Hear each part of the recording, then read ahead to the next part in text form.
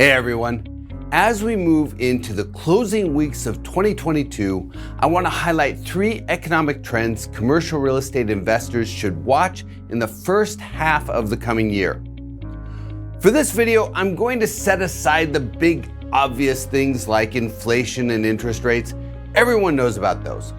I'm going to dig under the surface a bit to focus on 3 metrics that haven't gotten as much attention but will have a significant impact on commercial real estate in the coming year. The first is the Michigan University Consumer Sentiment Index, which reflects how people feel about their financial situation. In the second quarter of 2022, consumer sentiment fell sharply as gas prices pushed above $4 a gallon, inflation surpassed 8%, and the Fed accelerated their rate increases. At the same time, apartment demand fell from a positive 106,000 units in the first quarter to negative 71,000 units in the second quarter. Consumer sentiment hit an index score of 50 in June, a record low.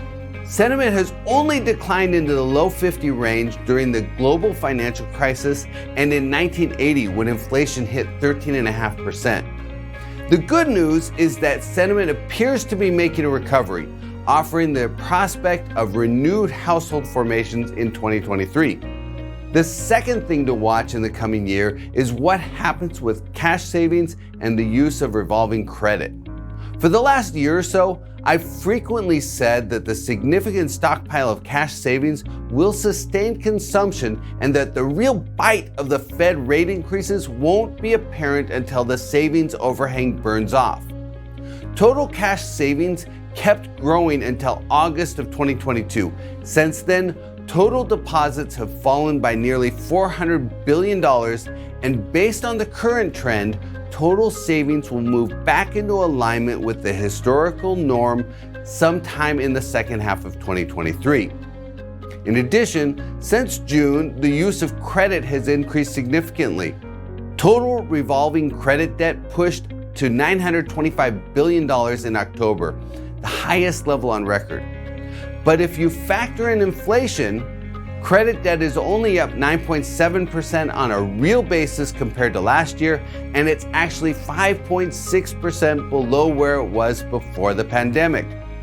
So credit debt is not looking problematic yet, but it's definitely worth monitoring as a risk indicator in 2023.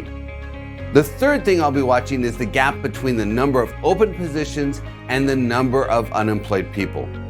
Although the number of job openings has come down since peaking close to 11.9 million in March, it's still very high by historical standards at 10.3 million open positions. Conversely, the number of unemployed people looking for work has been fairly stable, around 6 million for the last year or so. The 4.3 million person labor shortage spread, though not the highest it's been, is definitely well above what we've seen historically. In fact, normally there are more unemployed people than there are jobs.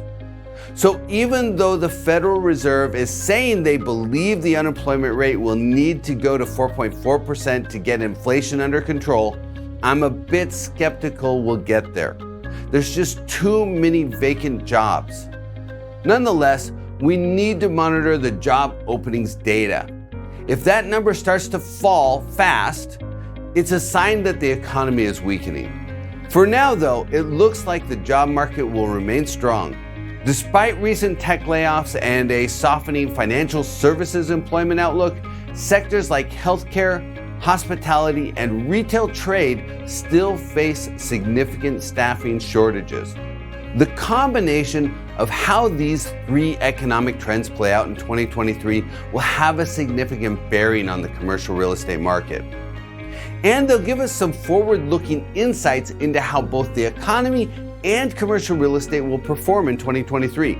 Aside from the inflation readings and what the Fed does, these 3 indicators are the key signals investors should monitor as they keep their eyes on the horizon.